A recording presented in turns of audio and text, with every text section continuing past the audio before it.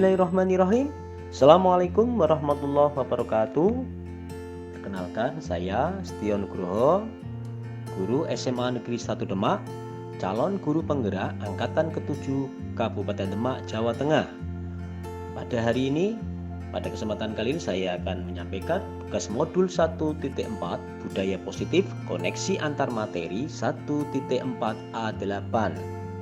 Seperti kita ketahui bahwa dalam tugas kali ini kita akan menyampaikan bagaimana hubungan kaitan materi antara filosofi Ki Hajar Dewantara, kemudian nilai dan peran guru penggerak, kemudian divisi guru penggerak, dan budaya positif. Pada modul 1.1 tentang filosofi Ki Hajar Dewantara, filosofi pendidikan Ki Hajar Dewantara menyatakan bahwa pendidikan akan berhubungan dengan kodrat alam dan kodrat zaman. Pendidikan bertujuan menuntun segala kodrat yang ada pada anak, pada murid, agar mereka dapat mencapai keselamatan dan kebahagiaan yang setinggi-tingginya, baik sebagai manusia maupun sebagai anggota masyarakat. Dengan mewujudkan hal tersebut, maka perlu ditanamkan budaya positif di lingkungan sekolah sehingga anak merasa nyaman, bahagia, merasa aman, senang dalam mewujudkan merdeka belajar. Pada modul 1.2 nilai dan peran guru penggerak memiliki keterkaitan yang luar biasa dengan budaya positif, di mana seorang guru penggerak, seorang pendidik dapat menjalankan perannya dalam mewujudkan profil pelajar Pancasila dengan adanya nilai dan peran guru penggerak yang dapat memberikan keberpihakan kepada murid dengan latar belakang yang berbeda. Seperti kita ketahui, nilai guru penggerak harus mempunyai mandiri, reflektif, kolaboratif, inovatif, berpihak pada murid. Sementara peran guru penggerak menjadi pemimpin pembelajar, menjadi coach bagi guru lain, mendorong kolaborasi, mewujudkan kepemimpinan murid, serta mampu menggerakkan komunitas praktis. Pada modul 1.3 tentang visi guru penggerak, bagaimana mengelola perubahan yang positif untuk membangun budaya positif, diperlukan kolaborasi untuk mencapai visi dan misi tersebut. Hal ini berkaitan dengan penumbuhan budaya positif di sekolah.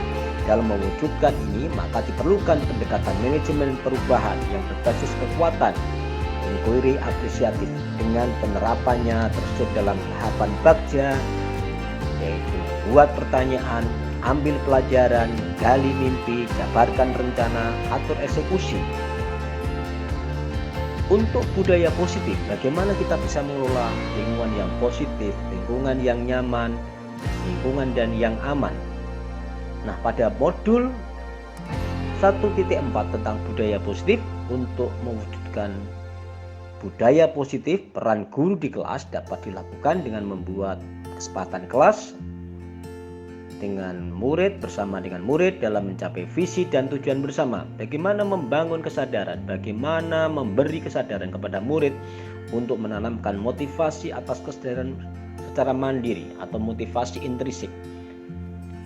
Kita sebagai seorang guru dapat menerapkan segitiga restitusi yang nanti dapat menciptakan kandidat yang mengajarkan murid mencari solusi, bertanggung jawab atas masalahnya. Guru memiliki posisi sebagai manajer dalam mengontrol perilaku murid sehingga murid tidak merasa malu dan dihakimi. Murid merasa mendapatkan kesempatan untuk melakukan adaptasi sekaligus tanggung jawab terhadap nilai-nilai moral yang sudah ada, sebagai kesepakatan yang sudah diyakini oleh mereka bahwa itu adalah bagian dari sebuah tanggung jawab moral yang harus kita lakukan.